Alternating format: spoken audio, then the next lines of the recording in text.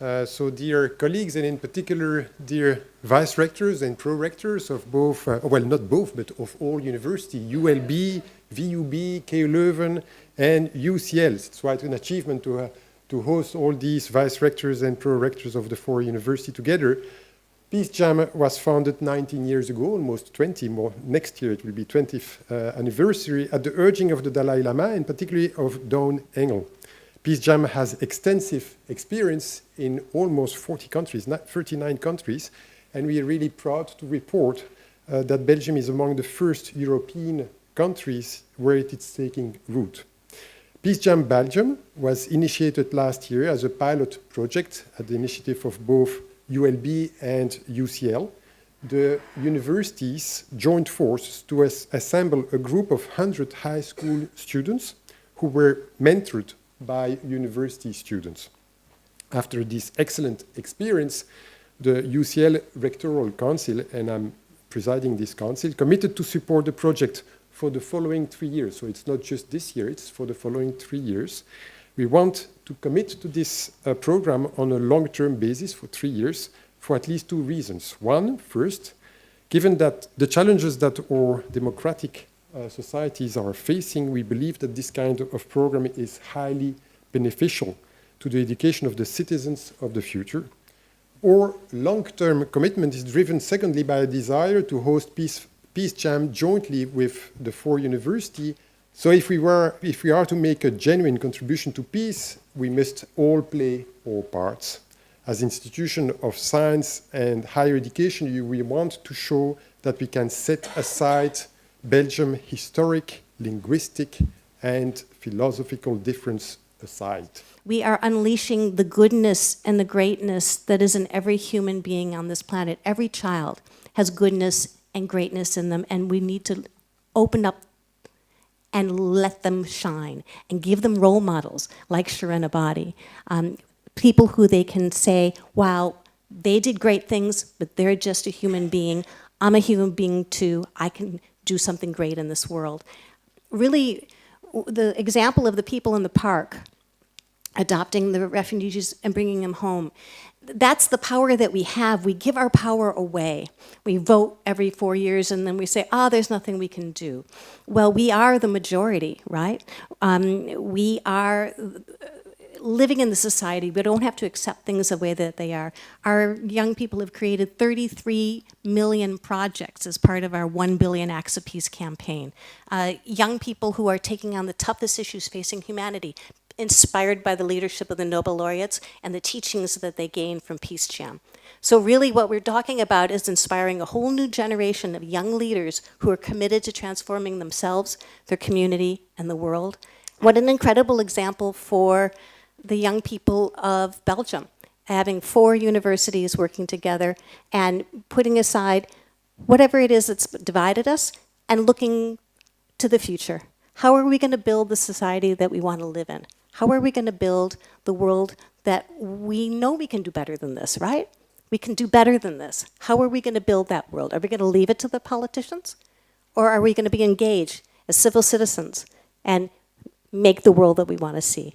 These are a lot of interpelling facts. Now, surely there is not a simple answer to this. And there is not a single answer. There's not a single solution. But a necessary answer, not sufficient probably, but necessary answer is, I believe, education. Is to teach our citizens, our youngsters, the power of dialogue, of really listening to other opinions, how you might disagree. Opinions, of course, expressed, and that's important, in a civilized way. Of the importance of building bridges across cultural, linguistic, religious divides. VUB, as well as ULB, are universities not only located in Brussels, but firmly rooted in Brussels, in one of the most multicultural cities in the world. A city with enormous opportunities, but also a city with enormous divides, as we have witnessed in the past days. Linguistic, cultural, social, economic, religious divides. This is why VUB is happy, and not only happy, but also proud to participate in the Peace Jam program. And this is why we did not hesitate a second when we were invited to join Peace Jam. And thanks for inviting us, also Isabel. Thanks and to all the organizations who are collaborating to the Peace Jam. I heard many times Peace Jam is a wonderful and innovative project which aims at training and empower young people. Training of youth to help them acquire knowledge and competence is the daily concern of a university. Peace Jam aims to contributing to a world where mutual help and peace are central. More than ever, the youth needs to take part and inspire the changes of our world's needs. You need to embark to new solutions, new ideas. Projects like Peace Jam are crucial for this. They promote values such as creativity, solidarity, and sustainability. Being international is meeting one another, is discussing, is debating. The university is a place of conversation. It's a place of conversation. And so, Dawn, you also emphasized conversation. And the three speakers with Shirin and then Philippe and Alexei, they emphasized resistance. Resistance. Resistance against, I would say, resistance against injustice. Resistance against thinking narrow. We need that our students are open, that they are able to discuss. University, as I said, is a place of discussion and of conversation. We often hear saying, students, young people, you are the future. You are not only the future, you are the present. You are really the present. We need you today. We need you today to think freely. We are for free universities, in the true sense of the word. Free thinking. Be open. Open your minds. And finally, Shirin, I would like to thank you also. So the question that was asked us was, well, why do universities get involved with Peace Jam? And maybe university get involved in fostering a culture of peace because we want our students to be responsible citizens. Now, if you think we have, as university, a long tradition to transmit knowledge, to foster critical thinking, we're quite good at that, but this is not enough to be a responsible citizen. Our teachers become more and more active in creating all sorts of innovative pedagogy. Why? Because they want to foster creativity, flexibility in our students so that they can challenge and actually deal with the challenge of an ever-changing world. But this is also not enough to be a responsible citizen.